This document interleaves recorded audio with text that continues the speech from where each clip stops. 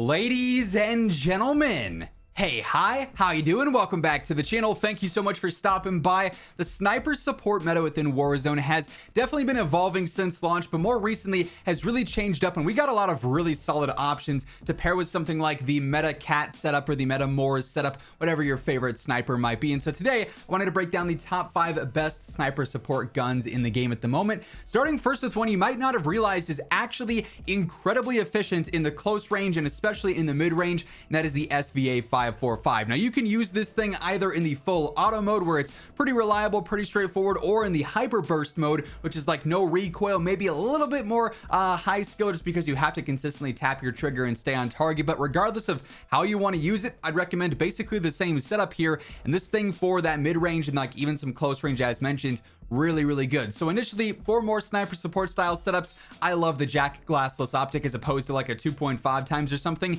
This is a bit more versatile. A slate would also work, a nida or something like that, but if it's something you're comfortable with in the close range and the mid range, it's obviously going to be a good one. Jack glassless obviously just offers a little bit of extra stability in there. I do go for the 60 round extended mag, pretty basic all things considered. The angled underbarrel here, it's going to help out with our horizontal control, give us some better idle sway and whatnot, and not really hurt our ADS speed or slow us down all that much, which is obviously great for sniper support.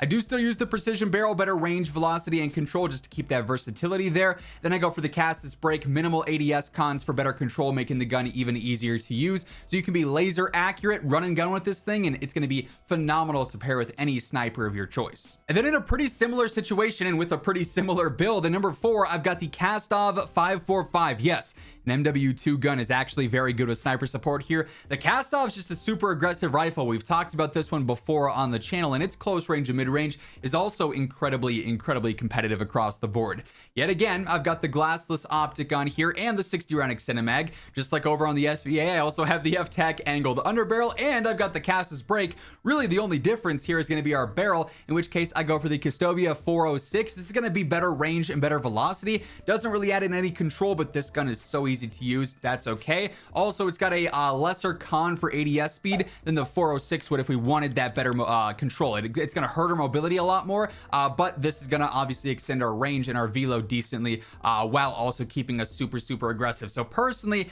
I find that to be a pretty nice balance there, and I really like the feel of this thing. Keep in mind, as we are going through all the loadouts here today, every day I got you covered with all things you need to know about COD, whether it is news, updates, meta breakdowns, patch notes. You'll find it all right here, so feel free to hit that subscribe button to always stay up to date. And if you enjoy this video or if you find it helpful, do me a favor and drop a like on it. As always, much love to everyone who does take the time to do so, as it does really help the channel grow. Next up here we have what might be my personal favorite weapon in the entire game with the BP50. This thing is one of the most well-rounded rifles in the game. It's kind of able to just do it all. If you want to fight it long range, it's got one of the best TTKs there. If you want to build it more aggressive, it's still phenomenal there too. So this setup is actually one that you can kind of use wherever you want, and it's going to be really good. So initially, 45 round extended mag is the max option here, so of course we're going for that.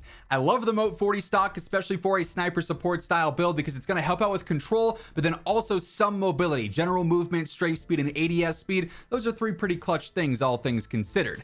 I do go for the DR6 hand stop here, speeds it up again across the board, movement, strafe, ADS, sprint to fire, Kastov break just to keep me accurate and pretty straightforward there with my aim. And then lastly, for the barrels, you got a couple of options. I like the lower 9 heavy. It is going to slow you down a little bit, but also you're getting a good range extension there, decent velo, decent control as well. However, if you want to go more mobility based, the LH200 is not a terrible choice. The short barrel I probably wouldn't use all that much. I don't really find the pros to be worth it in this case, but between the LHT200 and lower 9 heavy, it really just comes down to how you want the gun to feel. Do you want it to be easier but maybe a little bit slower, or a little bit less effective at range but also a tad bit more aggressive? Personally, I lean towards the lower 9 heavy, but I don't think there's necessarily a wrong option there. Across the board though, like I said, the BP50 just gets it done. This thing is super versatile and so good for sniper support. Hey everyone, real quick, wanted to give a shout out to my friends over at Control Freak. I've been using Control Freak thumbsticks on my controllers for years now. Like honestly,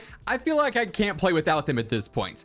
Getting that better grip on your thumbsticks, extending your range of motion, making it easier to be accurate and to stay accurate, truly it is a game changer. So if you ever want to pick up a pair for yourself, toss in code immortal at checkout and you'll get a nice little discount. The link for that will be down in the description below if you're interested. Another option that I'm especially loving after the season 3 update is the Striker 9 as our SMG option here for sniper support. This thing is so good. It's got a phenomenal range for SMGs. You know, a lot of them drop off pretty harshly. 10 meters, they start to dip and dip and dip more and more as you get to 15, 20. This thing stays pretty consistent all the way through about 30 meters in terms of its TTK. It is extremely agile, especially with this build here, relatively easy to use as well. So initially I do go for the Zem 35 compensator. Only hurts my velo a tad bit, but that's not a big deal because this is already a really good velo for a sub. Helps out with the control, just makes the gun easier, obviously.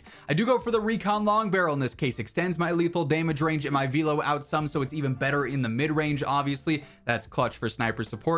Basic 50 round extended mag. I found myself to be more accurate in the mid-range with an optic on here as opposed to the irons. If I was running exclusive close range, I'd probably go no sight here, just base iron sights. But if I'm fighting at 25-30 meters, I want to make sure I'm accurate, so I just go for a NIDAR. That's my preference in this case. A slate would be good, glassless would be good, whatever optic you are the most comfortable with. And then to keep things quick, I like that no stock on here. Yes, the control is worse because of this, but I find it to be a relatively easy SMG, even in the mid-range areas. With our other attachments on here, it's still going to be relatively straightforward in terms of control. So for an SMG, this is definitely my go-to sniper support as of late. And then lastly here, not a huge surprise, but the MCW with the conversion kit on here is absolutely nuts. Best TTK in the close range and the mid-range, aggressive for a rifle. This is peak sniper support performance right here. It is by far the #1 option in my book. So not a huge fan of the irons. I do go for the MK3 reflector, nice elo sight. Again, NIDAR, slate, glassless, whatever optic you prefer more, go ahead and run that. It won't be a bad choice. We obviously have the Jack Raven conversion kit on here. That's the most important part of this entire setup.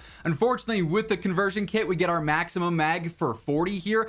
We can't have a 50 or a 60 like we would on the base MCW, for instance. 40 is sufficient. It's not insanely good, but it gets the job done. With this TTK being so quick, you should have time after those quick couple of knocks to reload and get back into the fight there.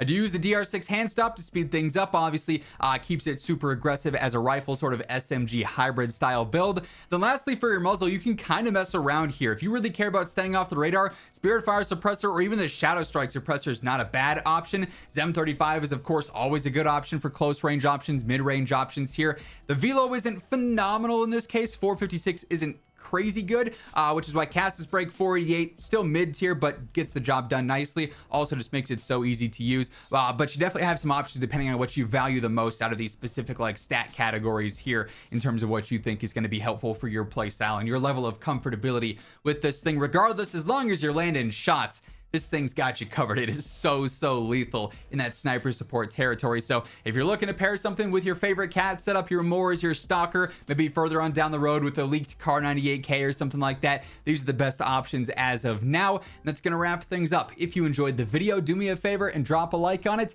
And if you're new to the channel, be sure to hit that subscribe button on your way out.